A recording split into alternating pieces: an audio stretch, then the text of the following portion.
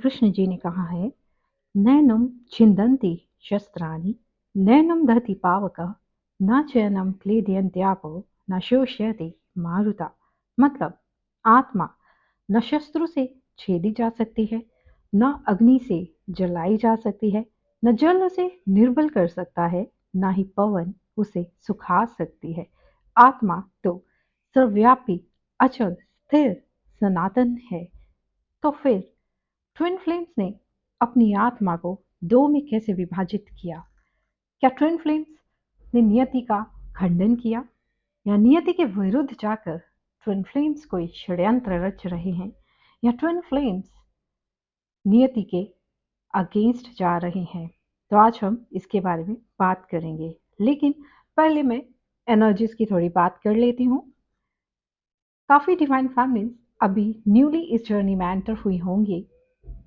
आपको अगर अभी पता चला है कि आप इस जर्नी का पार्ट हैं, तो welcome to the journey. Yes, अब आपके साथ बहुत सारे tower movements, divine intervention, karmic triggers हो रहे होंगे। आपकी आत्मबल को गिराने की कोशिश की जा रही होगी, कार्मिक के द्वारा या आपके अपने ही ट्विन फ्लेम के द्वारा। लेकिन यहाँ पर आपको समझना है कि आपको अपने आत्मबल को गिरने नहीं देना है। आपका अब काम है सेल्फ डिस्कवरी करना। आपको ये जानना है कि आपके साथ जो भी हो रहा है उसके पीछे कोई रीज़न है। आपने ही इस जर्नी को कॉन्ट्रैक्ट में चूज़ किया था। आपने ही ये जर्नी को मांगा था भगवान से, ईश्वर से, और आपको ये जानना है कि आप कोई नॉर्मल सोल नहीं है। वहीं जो डिवाइन फैमिलीज या जो डिवाइन काउंटर पार्ट अपने ऊपर काम कर रहे हैं, जो जर्नी के मिड में आ गए हैं, या जो हाई लेवल की डिवाइन फैमिली बन चुकी हैं, ये 11 पोर्टल उनके लिए एक डिवाइन गेटवे को ओपन कर रहा है। यस, यहाँ पर काफ़ी डिवाइन फैमिलीज जो है वो स्पिरिचुअलिटी को और आगे लेवल पे लेके जा रही हैं, या उन्हें और एक्सपीरियंसेस हो रहे हैं, उन्हें स्पिरिचुअल गिफ्ट्स मिल रहे हैं, और अपनी आगे की यात्रा में आगे बढ़ रही हैं। तो जो डिवाइन फैमिलीन यात्रा में आगे बढ़ रही हैं, उनके मास्कुलिन भी उनके साथ यात्रा में आगे बढ़ रहे हैं, उनकी भी अवेकनिंग हो रही है। अगर वो आपसे सेपरेटेड है तो वो जल्दी ही आपके साथ यूनियन में आएंगे, लेकिन अगर आप दोनों ऑलरेडी यूनियन में हैं तो बहुत अच्छी बात है। लेकिन क्योंकि डिवाइन मैस्कुलिन जो होते हैं वो थोड़े लॉजिकल एंड मटेरियलिस्टिक होते हैं, क्योंकि उन्होंने कॉन्ट्रैक्ट में यही चूज़ किया था, कार्मा को चूज़ किया था, वो जल्दी इस जर्नी को एक्सेप्ट नहीं करते हैं, एंड जल्दी इस एक्सेप्टेंस में नहीं आते हैं कि अब उनको स्पिरिचुअलिटी को अपनाना है। इसलिए उनकी लाइफ में ट्रिगर्स भी ज़्यादा होते हैं, लेकिन उनको ये अंडरस्टैंड करना होगा कि उनकी लाइफ में जो भी हो रहा है वो किसी कारण से हो रहा है। तो चलिए बात करते हैं कि आत्मा अगर सर्वव्यापी है, अचल है, स्थिर है, सनातन है, तो फिर ट्विन फ्लेम्स ने खुद को कैसे डिवाइड किया? तो आपको सबसे पहले ये जानना है कि यहाँ पर आत्मा की बात हो रही है, और इस पृथ्वी पर जीव आत्माएं हैं। मतलब जीव आत्माएं इस पृथ्वी पर अपने अलग अलग कॉन्ट्रैक्ट के साथ काम कर रही हैं। कोई स्पिरिचुअलिटी का कॉन्ट्रैक्ट ले गया है, कोई अपना कर्मा क्लियरेंस का कॉन्ट्रैक्ट ले गया है, कोई शिव शक्ति यात्रा का कॉन्ट्रैक्ट ले गया है। तो आपने शिव शक्ति यात्रा चूज की थी, जो कि किसी नॉर्मल सोल को नहीं मिलती है। किसी एक हायर लेवल पर पहुंचने के बाद ही आपको इस जर्नी को चूज करने का मौका दिया जाता है। तो अब जब आप शिव शक्ति यात्रा में आ गए हैं, तो आपने ना ही अपनी आत्मा को तोड़ा है, ना ही काटा है, ना ही फाड़ा है। आपकी आत्मा आज भी हायर डायमेंशंस में वही है जहां वो है। वो कल भी वही थी, आज भी वही है, और कल भी वही रहेगी। आप जो एज अ डिवाइन मैस्कुलिन और फेमिनिन जीवात्मा के रूप में इस पृथ्वी पर अपना काम कर रहे हैं, उसे करते रहिए। उसे निस्वार्थ भाव से कीजिए, क्योंकि आपने यही कॉन्ट्रैक्ट चूज किया था। अब जो जीवात्मा मीन्स आप में से जो अवेकन डिवाइन काउंटर पार्ट है, जिन्होंने अपने ऊपर काम किया है, तो उन्हें पता है कि उनका शुद्ध स्वरूप क्या है, और इस जर्नी का मेन मकसद ही यही है कि आपको अपने शुद्ध स्वरूप में आना है। आपने चूज किया था कि हम पृथ्वी पर जाके एक तरफ अपने कर्मा बैलेंस करेंगे, और एक तरफ अपने शुद्ध स्वरूप को जानेंगे, और वापस श्री चरणों में आकर अपना डिवाइन यूनियन पाएंगे। अब यहाँ पर यही करने ये ट्विन सोल्स आते हैं, किसी खास कॉन्ट्रैक्ट के साथ, किसी खास मकसद के साथ।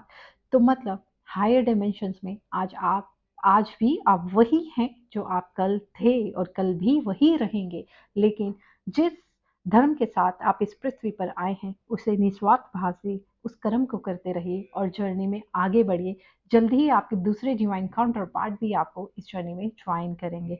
अब अगर दोनों जीवात्माएं जाग गई हैं, सेल्फ डिस्कवरी में आ गई हैं, अपने शुद्ध स्वरूप को जान गई हैं या आत्म स्वरूप में आ गई हैं, तो आप बहुत दूर नहीं है, मोक्ष के बहुत करीब है।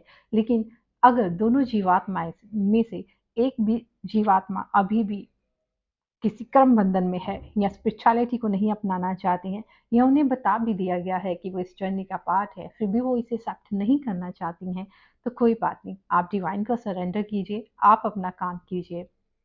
तीसरी कंडीशन, या तो आप अपने आप को डिवाइन के साथ इतना मर्ज कर लीजिए, डिवाइन के साथ इतने जुड़ जाइए, या अपनी सोल को उस लेवल पर ले जाइए, हायर डायमेंशंस तक ले जाइए, जहाँ पर आप ये समझ आएंगे कि मैं तो आत्मा हूँ, मैं सर्वव्यापी हूँ, अचल हूँ, स्थिर हूँ, मैं सनातन हूँ, और बाहर जो मेरे counterpart as a divine masculine और फेमिनिन मुझे दिख रहे हैं, वो सिर्फ योग माया है। तो आपको यहाँ तक, इस लेवल तक, इस आत्म स्वरूप तक आना है।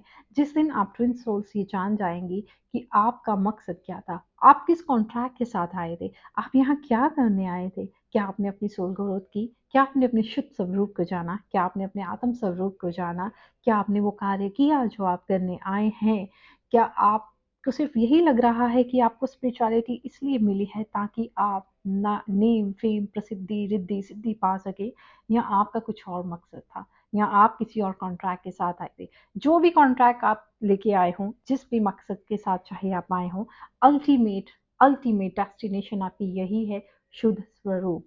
कि आपको पहचानना है कि आपका शुद्ध स्वरूप आत्मा है, जीवात्मा नहीं। आप यहाँ पर जो डिवाइन मैस्कुलिन और फेमिनिन या अदर सोर्स जो भी देख रहे हो, वो सब जीवात्माएं हैं, वो सब अपने किसी किसी कॉन्ट्रैक्ट के साथ है, वो सब अपनी किसी जर्नी का पार्ट है, वो सब कुछ ना कुछ अपना कॉन्ट्रैक्ट लेके आए हैं। आपको सिर्फ अपने धर्म के रास्ते पर चलना है, आपको सिर्फ अपने कर्म सीधे रखने हैं, अपने कर्म अच्छे रखने हैं। आपको कोई ऐसा कर्म क्रिएट नहीं करना जिससे आपकी जर्नी डिले हो, या आपका मोक्ष डिले हो, या आप अपने आत्म शुद्ध स्वरूप को जान पाए उसमें डिले हो। क्योंकि जब आप जान जाते हैं कि आप एक शुद्ध स्वरूप हैं, तो उससे बड़ा परमानंद इस दुनिया में कुछ भी नहीं है। तो ट्विन सोल्स को क्यों मास्टर सोल्स कहा जाता है? क्योंकि उनकी अल्टीमेट डेस्टिनेशन है अपने आप को शुद्ध स्वरूप में जाना, और अपने आप को शुद्ध स्वरूप में जानने वाली आत्मा कोई नॉर्मल सोल नहीं हो सकती। यहीं तक की आपकी यात्रा होती है, यही आपको समझना होता है, यहीं तक आपको पहुंचना होता है, यही करने आप यहाँ आते हैं, तो आप यही करिए। और हाँ, क्योंकि 1111 पोर्टल है, अगर तो आप स्पिरिचुअली बहुत ग्रो कर रहे हैं, ग्रोथ कर रहे हैं, डेफिनेटली अपनी मैनिफेस्टेशन पावर बहुत स्ट्रांग हो गई होगी। और जब आपकी मैनिफेस्टेशन पावर स्ट्रांग होती है, तो डेफिनेटली नेगेटिव एंटिटीज़ को अच्छा नहीं लगता है, तो वहाँ पर नेगेटिव एनर्जी के अटैक्स होने के चांसेस रहते हैं, माइंड मैनिपुलेशन होने के चांसेस रहते हैं। तो हमें डट के वहाँ पर खड़े रहना है कि नहीं, हमारा आत्म स्वरूप जो हम यहाँ जिस यात्रा पर आए हैं, शुद्ध खुद को शुद्ध आत्मा के स्वरूप में जानने के लिए आए हैं, हमें वहाँ रहना है, हमें वहीं डटे रहना है। ये स्थिरता लानी है अपने आप में, हमें इस स्थिरता तक आना है कि हम एक्चुअली में क्या हैं, और बाकी सब जो है वो सब एक योग माया है। तो गाइस, खुद को आत्मा जानिए, खुद को सर्वव्यापी जानिए, अचल जानिए, स्थिर जानिए, सनातन जानिए। आपने अपने साथ किसी तरह की छेड़छाड़ नहीं की है, ना ही आपके साथ कोई षड्यंत्र हुआ है। आपने ये जर्नी शिव शक्ति यात्रा अगर चूज़ की है, तो डेफ़िनेटली आपने कोई पुण्य कर्म किए थे जिसकी वज़ह से आपको ये यात्रा मिली है। तो इस यात्रा पर आगे बढ़िए। शिव हैं तो शक्ति तक पहुँचिए, शक्ति हैं तो शिव तक पहुँचिए, और दोनों शिव शक्ति मिलकर अपने डिवाइन तक पहुंची। So guys, take care of yourself. Thank you so much. Bye.